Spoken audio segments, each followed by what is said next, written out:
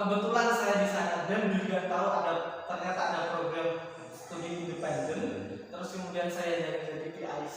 Ya udah, saya coba planningkan bagaimana mahasiswa juga dapat nilai dan dapat ilmu dari masyarakat, dan masyarakat juga butuh sentuhan dari kampus. Assalamualaikum warahmatullahi wabarakatuh. Waalaikumsalam warahmatullahi wabarakatuh. Salam literasi. Jumpa lagi dengan saya Kak Adi di podcast Literasi Gencar Baca. Kita akan sama-sama belajar mengenai literasi, mengupas tuntas dari sisi segala apa sih itu literasi Sampai ke akar-akarnya. sampai akar-akarnya.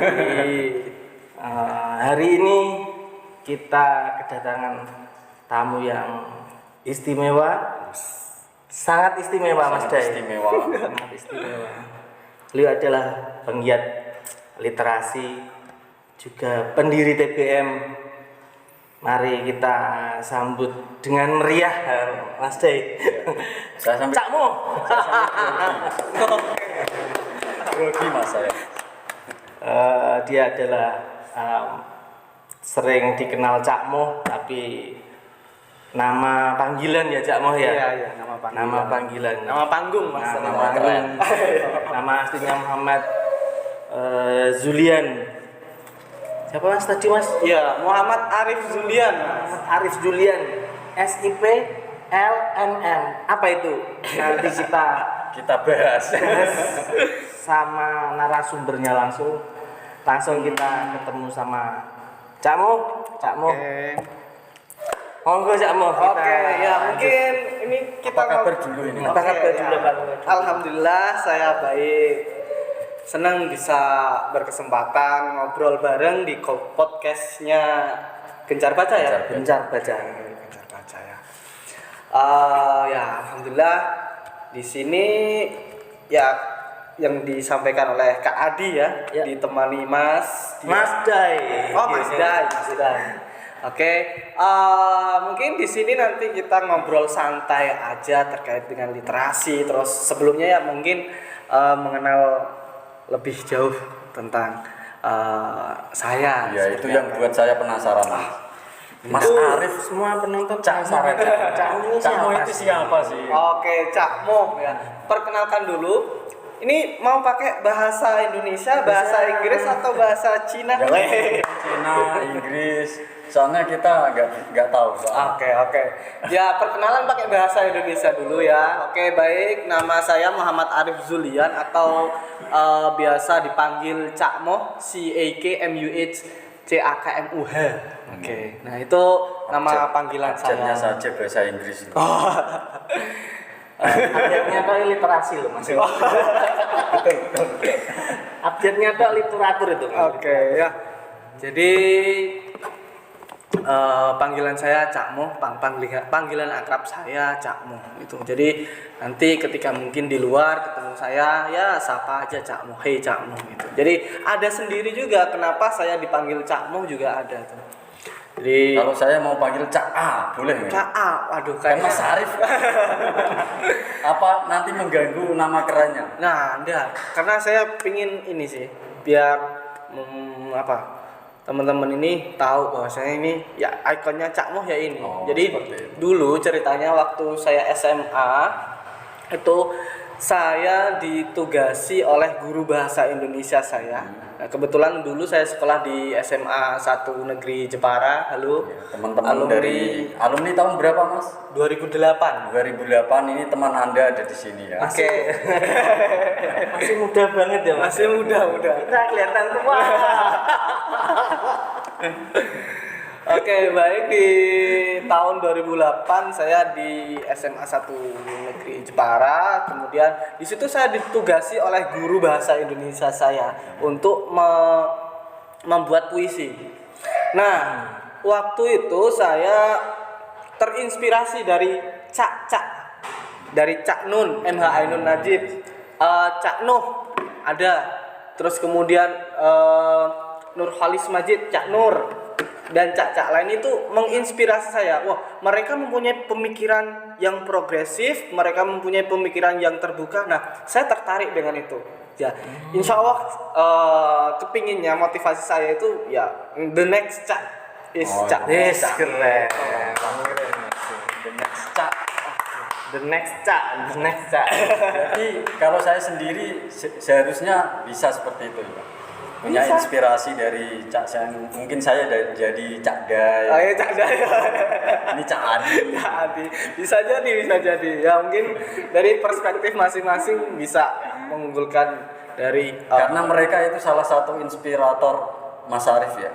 ya, makanya dari itu semenjak itu saya dipanggil Cak Moh. Mohnya dari Muhammad Arif Zulian. Moh. Kita kalau bikin cak nanti malah trio cak. Oke. Lanjut, Mas. Ya, begitu kenapa saya dipanggil Cak Moh. Terus kemudian tadi sempat disinggung juga Muhammad Arif Zulian SIP LLM.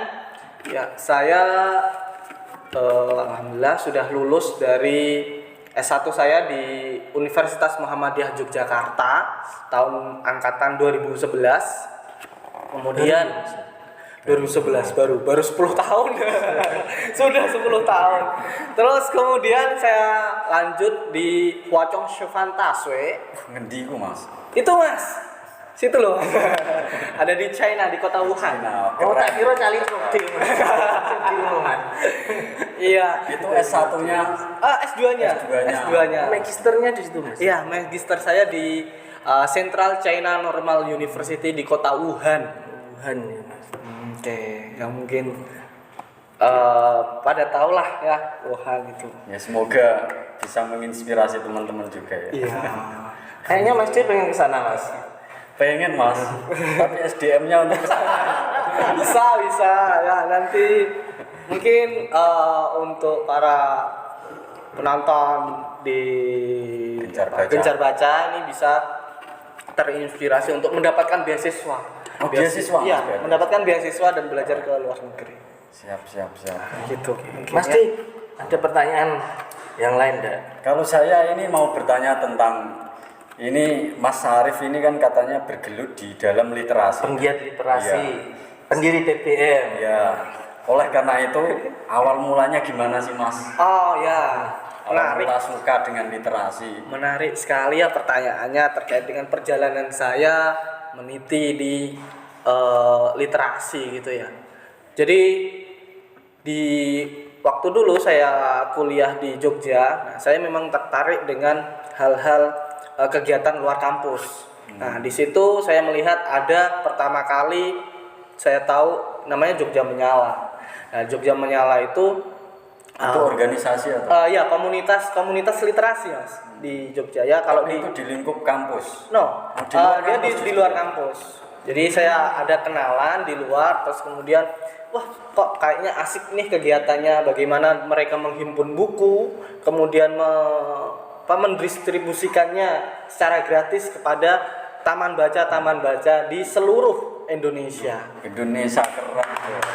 Saya kira itu di area Jogja dulu. Oh enggak, itu dia langsung ke seluruh Indonesia. Nusantara, pelosok Nusantara. Dari Keren. itu sih yang menjadikan saya tertarik untuk dengan literasi ini, bergabung dengan komunitas literasi ini.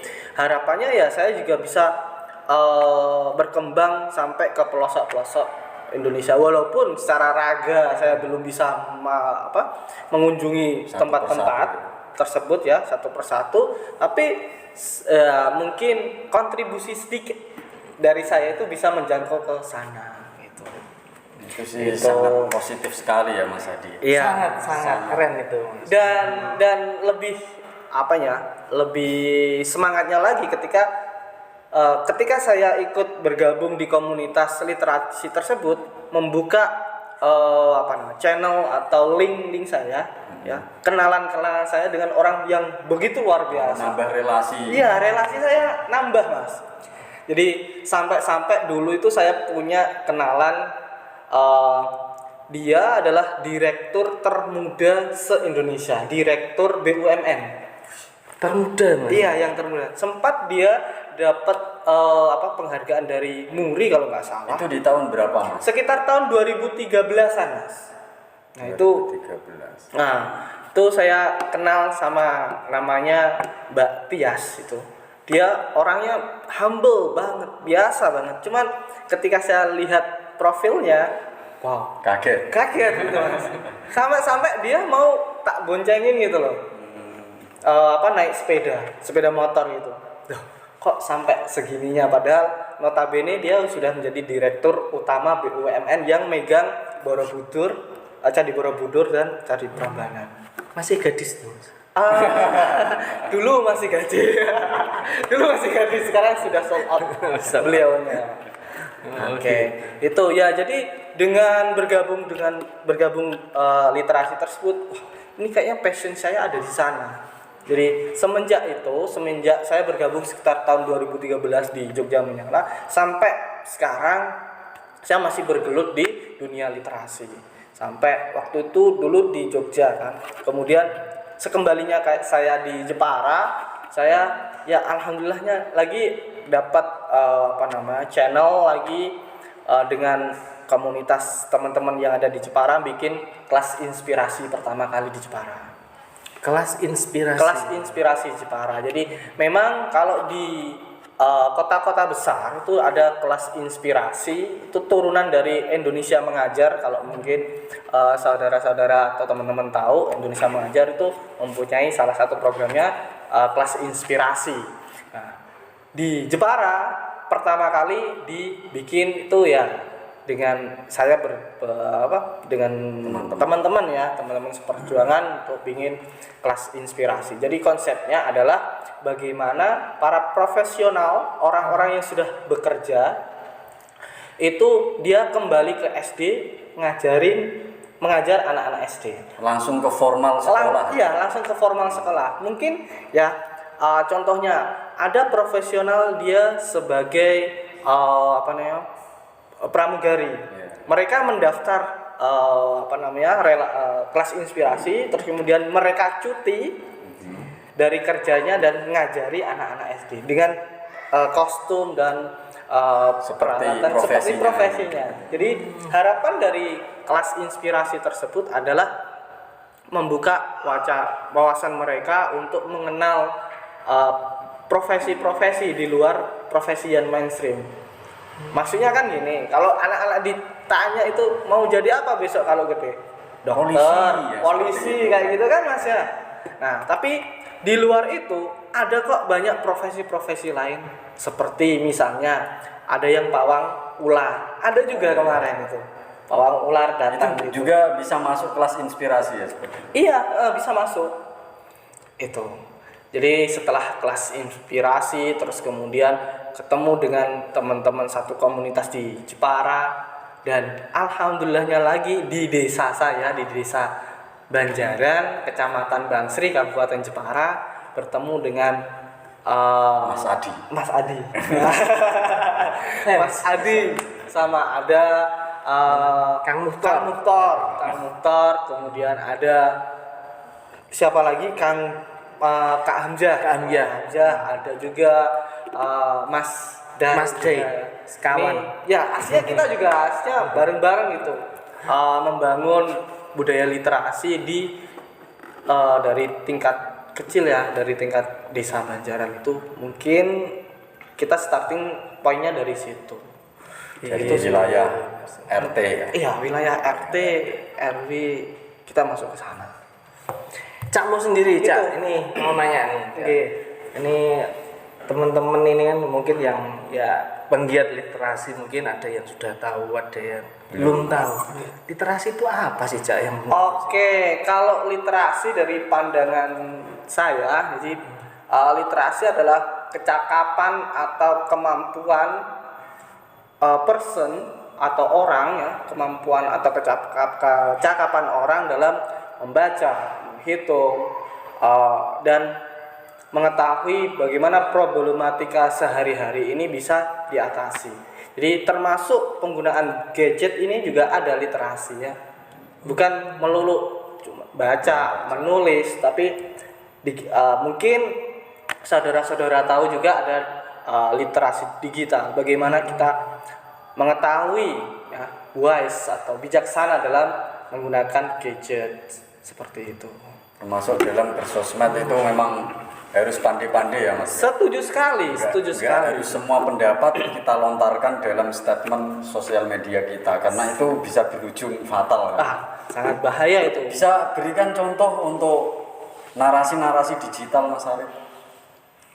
Narasi-narasi yang biasanya positif di dunia literasi itu seperti apa? Apakah kita, misalkan ini contoh ya, kita kan kebanyakan dari saya seniman itu kan berkarya, itu kan dari keresahan-keresahan hati mereka. Oke. Nah keresahan-keresahan ini niat mereka itu kan hanya memposting kan, misalkan. Ternyata di situ ada singgungan. Nah itu menurut Mas Arif itu kita yang salah atau cara kita dalam sosial media yang Oke. Sekarang kiat-kiat untuk bersosial media dengan bijak ya kita harus mengetahui rambu-rambunya. Jadi apalagi UU ITE ini yang mengancam ya kreativitas dari budayawan atau mungkin menjadi terbatas. ya menjadi terbatas karena setiap lontaran mereka itu bisa jadi momok, bisa jadi bumerang bagi si yang memproduksi karya tersebut sehingga bisa jadi berurusan dengan meja hijau dengan itu. Ya, kita ya memang harus pandai-pandai ya. Kita harus jangan pertama jangan menggunakan ego kita, egosentris kita untuk lebih yang diprioritaskan. Tapi bagaimana pemikiran kita selanjutnya seperti apa? Efek dari apa yang kita lontarkan, apa yang kita sampaikan di dunia media sosial. Ya kalau saya sendiri sih seperti ini, karena sebenarnya hanya ditanggung jawab. Kalau kita memang, saya melihat literasi sebenarnya kan sebuah kebebasan berpikir selama kita bisa mengontrol itu semua. Namanya imajinasi itu kan sesuatu yang enggak nyata menurut kita kan. Jadi kita berkarya hanya melontarkan sesuatu yang kita bisa lontarkan walaupun itu negatif untuk orang lain kan dulu orang-orang seperti itu mikirnya, yang penting los kan. Tapi dengan adanya UU ITE dan banyak masalah di sosmed, kita merasa menjadi terbatas seperti itu. Ya itu memang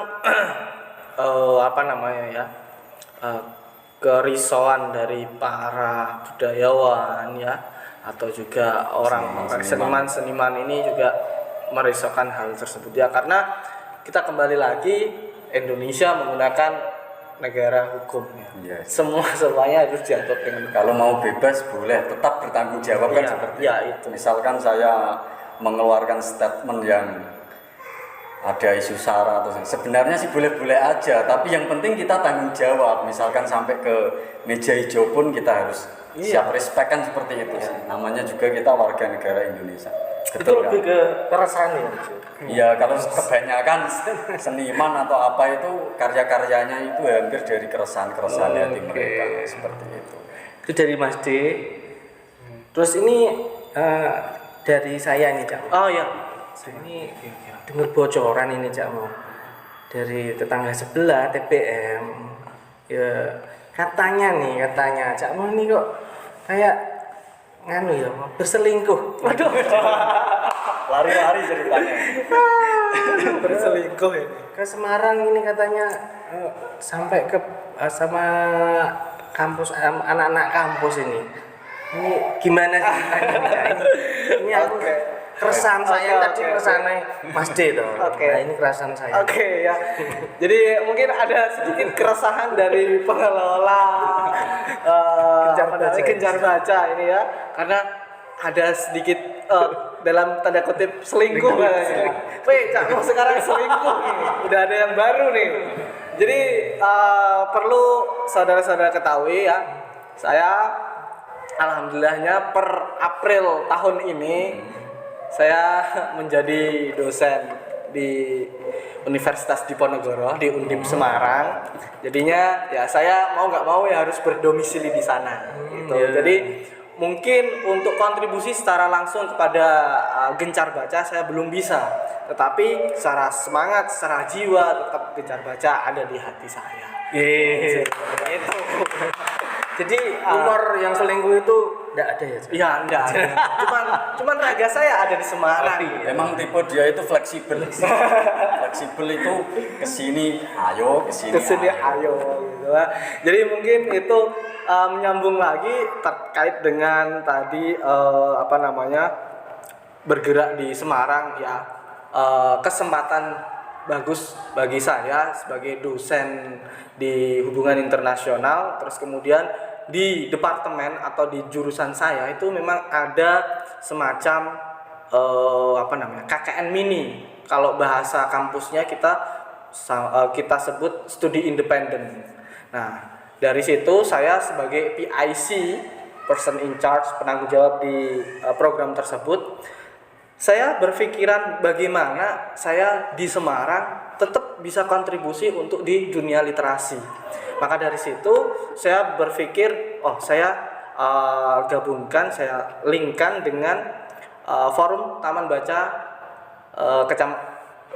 Kabupaten Semarang. Dari situ saya berkoordinasi dengan Ketua FTBM Bu Tirta. Halo Bu Tirta, kalau mungkin nonton sekarang ya nonton di, semoga nonton channel. Nah, dari situ saya menggagas ide untuk bagaimana mahasiswa saya ini berjumlah 114 mahasiswa turun mengabdi ke masyarakat, mengetahui fenomena apa yang terjadi di taman baca di sekitar di masyarakat tersebut. Nah, dari situ ada 12 taman baca masyarakat yang bersama mahasiswa saya melakukan kegiatan-kegiatan, dan hasilnya positif banget. Banyak yang dulunya ya TBM atau Taman Baca Masyarakat ini pasif waktu corona tersebut, waktu masa pandemi. Setelah ada itu mereka mendapatkan angin segar, semangat lagi untuk energi kembali untuk menggairahkan, untuk menggiatkan kegiatan-kegiatan di TBM. Ya itu sih. Nah, itu sebenarnya eksperimen dari Mas Arif atau emang sudah ada konsep itu dulu yang pernah dijalankan? Jadi gini. Jadi itu baru Mas ya. Kebetulan saya di sana dan juga tahu ternyata ada program studi independen. Terus kemudian saya yang jadi PIC, ya udah saya coba planningkan bagaimana mahasiswa juga dapat nilai dan dapat ilmu dari masyarakat, dan masyarakat juga butuh sentuhan dari kampus, dari mahasiswa. Itu sifatnya lebih ke pengabdian ya. Iya. Jadi di situ juga banyak nih seperti kegiatan-kegiatan di Taman Baca di Indonesia ya, ada game interaktif, terus bagaimana mereka meningkatkan minat baca, kemudian ada review movie, review film bareng-bareng. Kemudian juga ada salah satu di Taman Baca itu anggotanya nggak anak-anak tapi ibu-ibu. Jadi ya dimana itu, Mas? Di Semarang, di Kabupaten Semarang, salah satu TBM, saya lupa itu namanya. Nah, jadi bagaimana ibu-ibu di sana itu kan mempunyai semacam usaha kecil menengah gitu kan, UMKM ya, UMKM tersebut, tapi mereka memasarkannya dengan tradisional. Nah, dari situ mahasiswa datang ke TBM tersebut mengajari bagaimana marketing secara online, atau mungkin bikin Shopee ya, salah satu Shopee atau marketplace yang ada di Indonesia. Jadi mahasiswa mengajarin ibu-ibu yang memang butuh sentuhan digital. Gitu. Obrolan kita nih itu masih berjalan ya? Jalan ya. Kalau ini untuk berjalannya ini sudah selesai. Berarti ada sekitar 2 bulan kemarin sudah selesai. Namun pihak dari Taman Baca ingin lagi bilang ke saya, Mas Lanjut Arif, ceritanya, nanti kalau ada lagi seperti ini bisa di kerjasamakan lagi gitu. Ini obrolan kita ini semakin menarik, Mas. Baik. Kita jeda dulu sebentar ini. Kita bikin kopi dulu, kita siap. rehat dulu, kita sambung season kedua. Oke. Oke, Mas? Siap. Oke, Cakmu? Oke.